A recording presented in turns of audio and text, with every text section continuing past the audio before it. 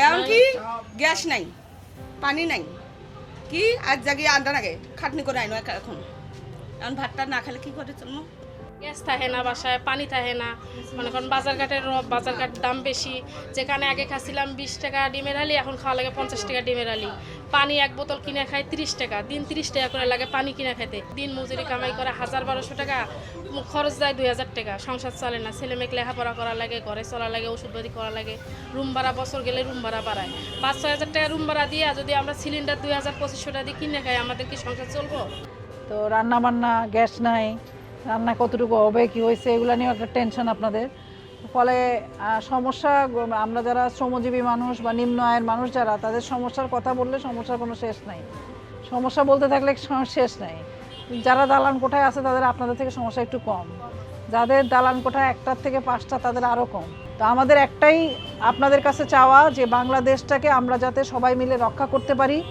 বাংলাদেশটা আমাদের সবার দেশ, আমি আত্মসম্মান নিয়ে বেঁচে থাকি, এটাই তো বলছে মমতাজ আপা। আমরা প্রত্যেকে চাই আমাদের কারো যাতে অন্যের কাছে ছোট হইতে না হয়।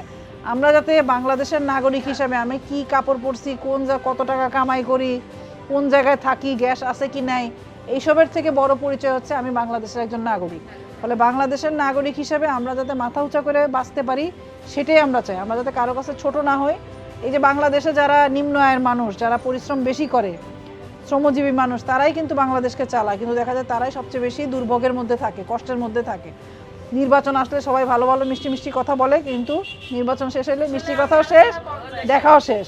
আমরা চাই না যে এইটাই হোক। আমরা চাই যে ভবিষ্যতে আমরা যাতে একসাথে বাংলাদেশটাকে তৈরি করতে পারি, এবং এখানে নারী পুরুষ সবাই মিলে, এখানে মুসলমান আছে, হিন্দু আছে, বৌদ্ধ আছে, খ্রিস্টান আছে, সবাই যাতে আমাদের মানে এই সমস্ত পরিচয়ের মধ্যে দিয়ে আমাদের নিজেদের মধ্যে পার্থক্য না করে আমরা সবাই যাতে মিলেমিশে থাকতে পারি এবং একটা সুন্দর বাংলাদেশ করতে পারি, যেখানে দুর্নীতি থাকবে না, সন্ত্রাস থাকবে না, যেখানে মানুষকে মর্যাদা দিবে, সম্মান দিবে, সেই রকম একটা দেশ গড়ার জন্য আমরা একসাথে আপনাদের সাথে কাজ করতে চাই। এটা বিশ্বাস করি যে আমরা যদি সত্যি একটা সুন্দর বাংলাদেশ চাই, যেখানে আমরা মাথা উঁচা করে দাঁড়াতে পারবো, তাইলে আমাদের একসাথে হওয়া ছাড়া কোনো পথ নাই।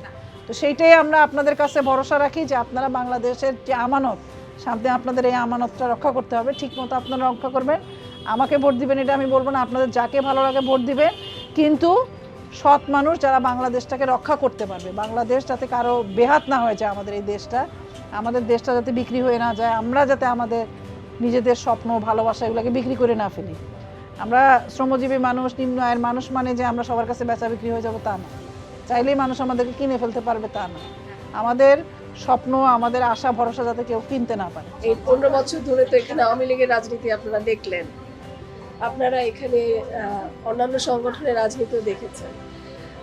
আমরা একটা নতুনভাবে আসলে চেষ্টা করতেছি আমাদের জন্য, আমাদের দলের মার্কা দিয়ে, আমাদের যে মাথার মার্কা, সেই মার্কা দিয়ে এটা আমাদের জন্য প্রথমবারের নির্বাচন, ঠিক আছে?